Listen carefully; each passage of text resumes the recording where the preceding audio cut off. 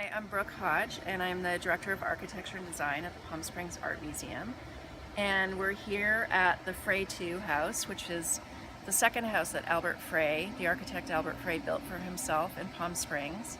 And it dates from 1963-64. And it's sited in the side of the San Jacinto Mountains, and has a really dramatic view over Palm Springs.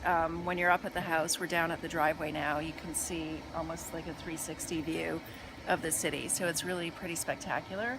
And when he first built it, it was the highest sited house in Palm Springs until Bob Hope built his John Lautner house, so probably about 5 or 10 years later.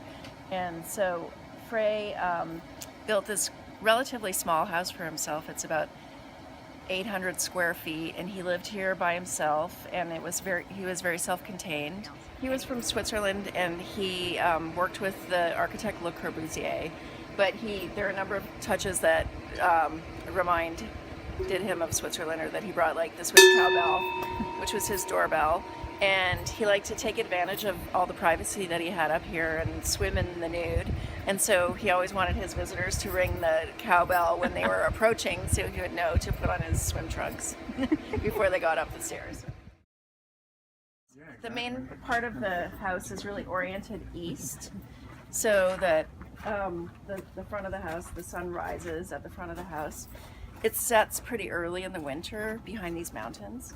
And the pool is on the south side, so it would get maximum advantage of the sun. And I don't think the pool is heated, right?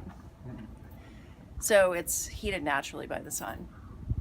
And he built in these concrete seats that have cushions on them.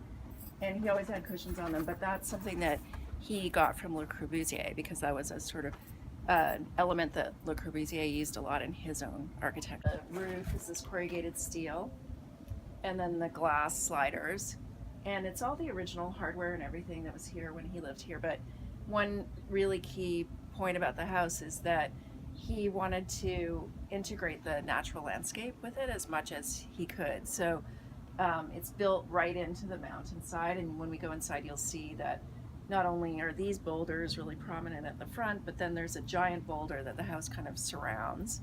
And somebody asked me, and it may be that he was thinking that the boulder would retain a lot of heat from the sun, and that would help also keep the house warm in the winter. I don't know if that's really true or not. I haven't asked anybody who knows about that stuff, but it sort of made sense to me.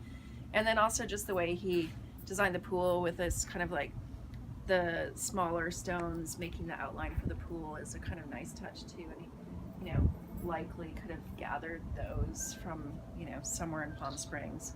But he really tried to take advantage as much as possible of the natural landscape, and he loved being outdoors. The kitchen is pretty intact, like all the appliances except for the fridge, or what were here when he was here. And then he used this corrugated fiberglass for the cupboards and also inside for the shelves, so that he could just stand with these shallow cupboards, he could stand the plates up. And these are dishes by Eva Zeisel, and she gave him this set of dishes.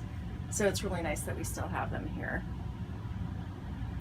Before Frey died, he made provisions to leave the house to the museum, and so for us, we consider it to be part of our collection, and we want to treat it as carefully as we would treat, a sculpture by Louise Bourgeois or Donald Judd or any other masterwork in our collection. And so it also is a big responsibility because, of course, it's a house and it has systems connected to it, like plumbing and lighting and everything, and it is, exposed to the environment and nature and climate and all of that. So it is an ongoing kind of preservation project to take care of the house. And Frey, as part of his will, made the provision that he wanted the house to be accessible to students of architecture and architects and researchers and people interested in architecture.